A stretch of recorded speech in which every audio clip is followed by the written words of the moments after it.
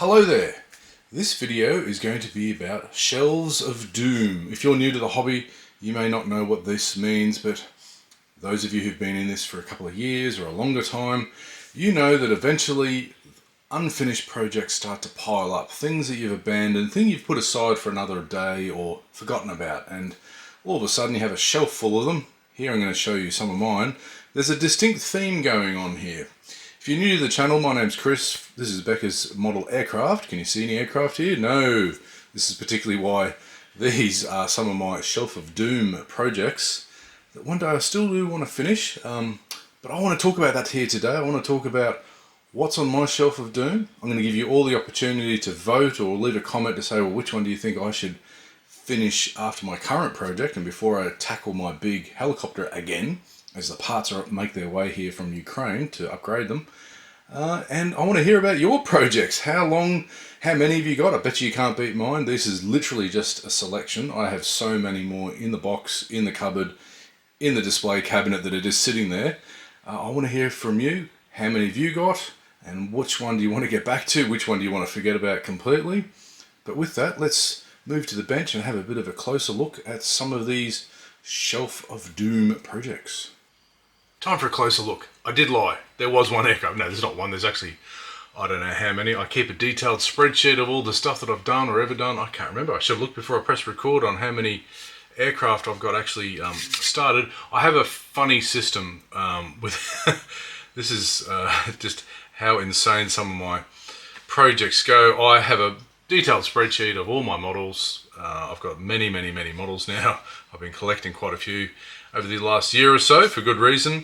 And whenever I start one, but I can fit it back in the box. So for example, and we'll have a chat about this one soon. I can't fit this back in the box, but I kept the box because it's got that beautiful box art. If I can fit it back in the box, I call it stashed, as in it's not really started. It's just had a few things glued together and, you know, it fits back in and back it goes in the box. That's because of the workflow I work under when I do my modeling. Sometimes I've only got a few minutes or I've got half an hour to do one thing. It's just easy just to glue a few parts together, or like I did with my review recently, where I took a few parts off the sprues and see how well they go together. I do that with a lot of kits, especially the kits I have no intention of selling off. Anyway, what this is the Academy reboxed, I think it's AMT, Huckbine from, it's a Focke-Wulf. I can't remember the nomenclature for it. You'll probably tell me in the comments. I thought if you'd watched my past videos when I was leading up to a state competition, my favourite day of the year, I was planning on finishing this. I had a scheme in mind and everything, but it's got the pylons on for the missiles, but I couldn't find the missiles. I couldn't find the instructions. This is the problem with Shelf of Doom projects, ladies and gentlemen, because if you have too many, all of a sudden, and if you don't catalogue them properly, and if you don't make sure you've got all the parts for them, you'll start to lose parts, and then you go back to the project, you're like, oh, I want to finish that, and you're like, well, where's this? Where's the turret? Where's this? I can't find the bits. So that's one of the cons about having a shelf of doom, and that's something I want to talk about today. But I found the missiles. Here they are. Oop, can you see them? And I'll see if I can remember to put a photo up. Someone went to a museum in Germany recently on one of the forums, and they had a photo of one of those missiles there, exactly how they're all made up. So I'm going to use that, and yeah, so I really want to get stuck into this one. It's going to be a really good, fun Luftwaffe job. Hopefully I can do this straight after I finished my black and white Spitfire, which will be coming up next week, I hope. Alright, like I said, this is the only aircraft I'm going to show you today. I do have several others, but let's get into this big, great selection here. Where shall we start? And what am I going to talk about? Well, I'm just going to talk about, you know, I've decided to myself last year that I'm an aircraft modeler. I'm no longer a tank modeler, and I got rid of all my tank kits, except for the ones that I've completed or nearly completed. This is the Airfix 176 scale Cromwell. I hope the camera's seeing that okay. This was a fun little build. I did a few scratch, sort of made some new covers there for the lights. I made all this stowage is all hand built. None of that's aftermarket. That's just made out of styrene and milliput and wire and stuff. I put some cast texture on it and everything, and yeah, will I finish it one day? I don't know. I actually filmed the entire process, so I've got the film for it, and you know, again, if you want to see how I did that and made it, and it's actually a really enjoyable little Airfix kit, which for me, that's few and far between. Let's stick with tanks. I've got not one, not two, but 3 Stugs. Okay, these are the Tamiya 148 Stugs. Okay, they're pretty much the same, but just different stowage options. They've got metal barrels, I believe. Yep, and I've got some resin tracks on there, and I've got some other resin parts that I found from a kit. And I use one set of stowage to do two. Why is one primed in black and why is one primed in grey? Well, I don't know. There is a reason. I can't remember what it was. I built these 2 years ago, I think, or 3 years ago. There's a obligatory penny here. Let's see if we can see that a bit better. Sorry about that. I'm trying to get used to this new camera. So yeah, great kits. This one from memory fell together, not bad. You know, it's got the die-cast chassis, so it's got a fair bit of weight to it. The bigger brother of it, though, the 1/35th scale, which is this jobby, has got the Fruel metal tracks, as you can see there, and workable suspension, almost workable. Again, I've got some resin things on there. They're just taped on. I haven't actually glued them on. I think, yeah, the superstructure is not glued on either, so I can paint the insides there. Am I lighting that correctly? Sorry about that. Yeah, I've sort of fallen out of love of tanks. I just don't see the point of them anymore. I might keep these around for a few more years. I've also got take that back, 3. I forgot, I almost pulled it out of the box, but I thought, no, I better, this bench is full enough. I've got 3 1/16 scale tanks as well. I've got a Type 94 Japanese tank, and I've got a Sherman, and I've got a Tiger. And the Tiger is my longest running project. I think I started that in 2014. In fact. So after consulting my records, sorry about that pause. Yeah, I started that Hobby Boss 1/16 scale Tiger in January 2016. Yeah, that was, maybe I'll finish it, maybe I won't, I don't know. I've got a few other, started the last one after that. I started a Spitfire, a Tamiya Spitfire 132 scale in 2017. And then I started my Super Stallion again in 2017. So that's been going for what? Coming up to 8 years. Oh my God, I want to get that thing finished this year. All right. Oh yeah, speaking about Tigers, here, let's have a look at this one. Another 148 scale jobby. These things just fly together. They really do. You can build that, if you can't build that in the weekend, there's something wrong. I've broken the tracks on these ones, unfortunately. I have to fix it. But yeah, that's I've just modified it slightly. I'd used it basically as a template for how to do an early Tiger. I used to be a really big Tiger fan, but I've sort of grown out of love of it. And this is one of those things that happens with Shelf of Doom. You grow out of love of some subjects and subject matter, and you know, I just didn't really want to build tanks anymore. So yeah, there it goes. It'll sit in a box probably for another 6 or 7 years.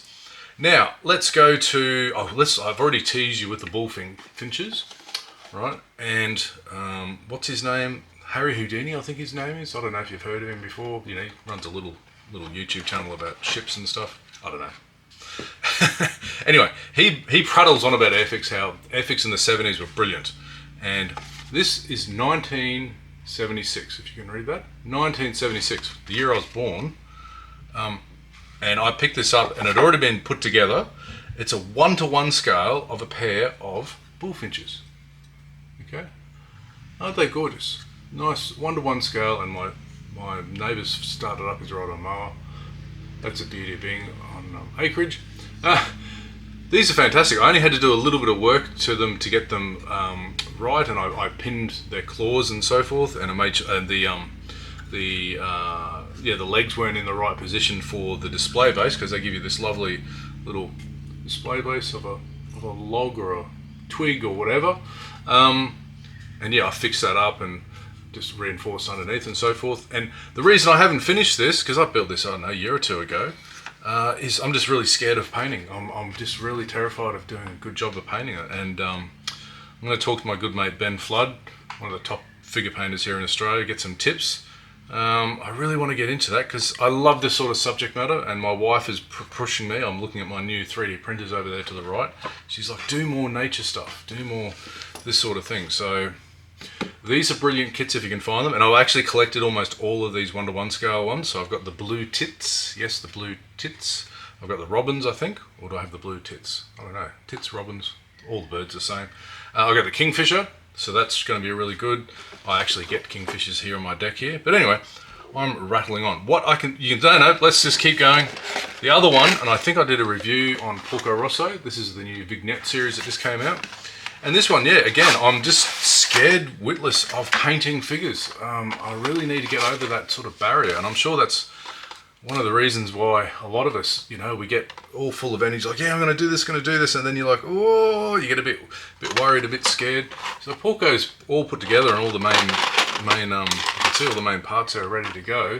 Very easy kit to build. I mean, you know, if you can't build that, you can't do anything, because it's fine molds, but it's almost like Bandai. It's just fantastic quality. I really want to do that. Yeah, love Porco Rosso. I've done several builds. Have to get into that. I have a confession to make. I think, well, have I done this before? Well, I don't know. I can't remember. I'm a secret ship modeler. I started my first hobby that I did with my dad when I was in my teenage years, and that was remote control model ships. And I've sort of continued that on. I think one of the first or third or fourth models I did when I returned to the hobby was a model ship, not remote control. I do the static now, although I did recently buy a fitted for remote control model boat earlier this year, and I'm looking forward to doing that, but that's for another time.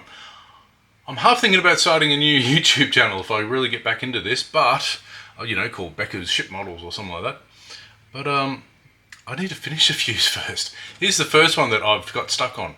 This is the Hobby Boss French Navy pre-dreadnought battleship Danton. And for the price and for what you get, this is a steal. I mean, it's a beautiful little ship, beautiful little model, lots of parts, lots of fun time putting together. I think you can get them for about $60, which is, you know, same as a 1/48 scale aircraft, but this thing will take you weeks to build, not a weekend. Let's have a look what it is. I've got a lovely, nice little base for it here. Okay. And I've just built the hull and the running gear and everything underneath. Let's just tighten up so you can have a bit of a look. Okay, and I've done the first layer of photo etch and ladders and so forth. And I have got in the box here, I've started to build all the turrets and so forth. I think I got stuck on this big sub-assembly here where there's all these, there's about 12 different poles, and oh, look at that piece of photo etch has fallen off, better keep that. I really want to get into this because it's such a unique, and I love these pre-dreadnought sort of floating hotels. Chris Meddings is an expert on this. If you check out his channel, The Model Philosopher. Let's turn this over. I did add a little bit of extra, according to the patterns there. They're supposed to have all this extra sort of stuff. Got some stands ready to go. So I'm going to use this nice piece of, I think it's Tasmanian oak or something here to have on the thing. Oh, there's that piece of photo etch that's come off. I better keep that. Yeah, this one I'm worried about. Ship modeling, to me, the main concern I have with it is photo etch. I really, really, really hate photo etch. I hate dealing with it. I got stuck here because I just sort of, this stuff is just the photo etch on the side. It's just the flat bits, all those hatches and portholes. It's when it comes to bending it and doing railings and so forth, oh, I'm really at a loss. I really need to work on that. I just hate dealing with super glue. There's a new product out. See if I can remind to put a picture up there coming out, which looks like it's a PVA based sort of glue, but it's sort of, yeah, it's got a better applicator on it and everything. I have to get over my fear of photo etch because it has led me to stop another build, which is this thing. And it's another Type 7 U-boat. Okay, this is the Trumpeter one, the Type 7 German U-boat World War II, and this thing falls together. It's a beautiful kit. I've built the Revell one. I remember to put the video up there. I did that many years ago. And it's the Revell kit's great. This one I think is slightly better until you get to, and I've misplaced it. I didn't bring it out, but it's in a box somewhere. The bridge, because all the railings are in photo etch and you need to do multi-compound curves, whereas the Revell one, it's all plastic, it's all styrene. It's all way out of scale, whereas this is much more to scale. Yeah, so that's where I'm at with this one. And I've completely filmed this. I've done a full build video on this. It's just sitting in the archives there. And one day I want to get back to it because U-boats are great. They're great fun. They're like underwater tanks. But yeah, one day I'll get back to that. And it's got the only problem with this Trumpeter one, it's got an awful base. I had to make these slots here to fit onto the keel. So I'm going to steal, this is from a Zvezda kit. So I'll do that there and have that sort of mounted like that. Or I might bite the bullet and try a water display. Alright, let's look at a couple more. And here's another ship, and this is a 1/700 scale. If you can recognise without the deck, this is the Enterprise. This is Academy's recent tooling of the Enterprise in 1/700 scale, And yeah, it's a subject I really want to do. I've got the 1/350 scale I Love Merit, or Trumpet, or whatever the hell it's called, kit. This one has a few little problems with it. It's got this major big piece in the bow there that you've got to fill in. And I'm just looking at this, I've just found that looks like a sink mark there at the bow as well. It needs to be filled. And what I've done, because all the they give you this interior for the hanger deck. It's got lovely detail and so forth, but they don't let you see it. So I've opened up almost all the hanger doors, just look at reference photos and see which ones would normally open. And then I've added a little bit of detail. There were just some strips of styrene and some I-beams at the back there, as you can see. Because I've bought the Flyhawk. The one thing that this kit's let down on, it's again, heaps of photo etch, really good photo etch too, masking stickers. It's a really great kit. I think I did a review on it. Some of the pieces I haven't included in fully, that's good. But what lets it down is the aircraft. The aircraft are really chunky and they're not the best detail. So I bought the Flyhawk set for this, and I'll put some of the Academy stuff inside that you can't see and put all the Flyhawk ones on deck. Really want to get back to this, but I've forgotten about it. Again, this has been a couple of years now that I haven't touched. And then we get into this little fella. This is a Hella kit. Oop, there goes the coach house. I've got lots of rattling parts there. Sorry about that. This is the Quattrikuran, or oops, it's one of the first private sailboats that sailed around the world. See if I can get a picture up there on the screen. This is a lovely little kit that doesn't fit together too well. As you can see, there's quite a bit of, you can see the primer marks I'll get there from trying to put the two hull halves together. It's got really nice detail. It comes with a nice little stand. It comes with vacuum form sails, and that's where I've got stuck. It's not the rigging. The rigging doesn't faze me. It's the vac form sails. I've never done that before in my life. I'm sure it's not that hard. But, you know, it's one of those things. It's like, oh, what do I do? And also with, you know, I got just a little bit peeved having to fill and sand and fill all the time, because the deck to hull fitting on this was really, really bad. This is a hard kit to get a hold of. I have bought a few more Hella kits because they do quite a lot of fishing boats, and I love fishing boats and tugboats, that sort of stuff. Oh yeah, we've got big ejector pin marks. You can see there on that rudder. Yeah, another one I really want to get back to. I mean, it'll be a lovely little thing when it's finished, you know, sitting up there with a full set of sails. I'd love to get another one and try it actually depict it sailing on the water, but not enough time in the day. One more, and then I promise I'll wrap it up. So what the hell is this? This is an experiment I've been playing with for several years, and it's nearly finished. As well, I don't know if you can tell. Can you actually tell what it is? Call it a space battleship or something, you know, a anti-grav battleship or whatever. I'm just going to take these turrets off because they're going to fall off because they're not glued on, obviously. But what this is just some fiddling around with parts and spares and coming up with some weird and wonderful ideas. These are Saturn V rockets. Those yellow bits, I believe, are from a... Whoop, there goes the superstructure. Haven't glued anything on than this. They're from a Hind, a 1/48 scale Zvezda Hind. Let's just more parts falling off, why not? Yeah, so I haven't finished the superstructure. I'm trying to work out how to detail it, but there's the hull. That's a 1/32 scale P-51 paper tank. We've got Harrier jump jet bits. What else we got? Yeah, more Harrier jump jet bits. I haven't put, there's actually some winglets that go on this. Yeah, it's fun. It's something to do. Yeah, I've made, there's a catapult there for a seaplane sort of thing. This is sort of stuff I really want to do more and more of. I love doing not just what if subjects, but, you know, weird spacey sort of things. And yeah, I just haven't had the chance to finish this basically. And if I had to choose and be biased about what things that you should get me to finish first, I reckon it would be this. I have the color scheme in mind that I want to do. I'm going to do a little bit of on the base there on the bottom. I'm going to just fill that in. This is actually a candlestick base thing I stole off my wife.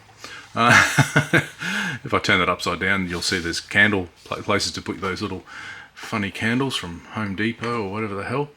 Yeah, bit of fun, bit of something different. I love doing this sort of stuff, and it's something I want to do more in the future. I'm actually looking at a project over my shoulder there that I've got an eye on. I want to do a Reno racer based on a Messerschmitt. So, you know, stuff like that. I want to do a Werven space fighter. Yeah, anyway, let's not get into it. Let's just finish it here. I'm just going to finish here. Let's put that over there. Talk to the camera. So, Shelf of Doom. The first thing I want to say about them, and the last thing I want to say, is don't be shamed by it. If you do happen to, forget to finish projects and you don't get around to doing stuff, don't be put off. Some people might say, oh, you should finish everything. I only do one kit at once, and then when I've finished that kit, I start the next one. I never do more than one. It's like, oh, good for you, buddy. Some of us are not that way inclined. Some of us who are some creative types, we like to procrastinate, or if we're really afraid of doing stuff, we're like, oh, I don't know, and then you get to a stage where you're like, oh, I can't do it, I can't push through. And look, guys, for most of us, this is a hobby. There shouldn't be any stress involved. It's just plastic at the end of the day.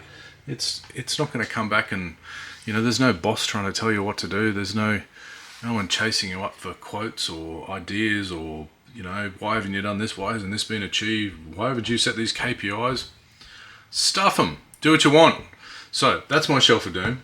No, it's not. I lie. There's a lot more. There's a lot more. I should have looked at the no, I won't look at the spreadsheet again. I would say I've got at least 40 kits, probably 50 kits that I've started in various stages. You've seen about 10 of them here today, and including a few I forgot about. Those tanks, I forgot about those tanks. I thought I threw them out. Anybody want them? Maybe I'll keep them for someone. But tell me which one you reckon I should finish after my black and white Spitfire and after that Huckabine. Because it'd be really good to finish one. It gives you a bit of satisfaction to look back. Oh yeah, I finished that one. It took me a few years, but I got there in the end. And leave your thoughts below. But there it is, a Shelf of Doom. No, a Shelf of Fun. Catch you next time.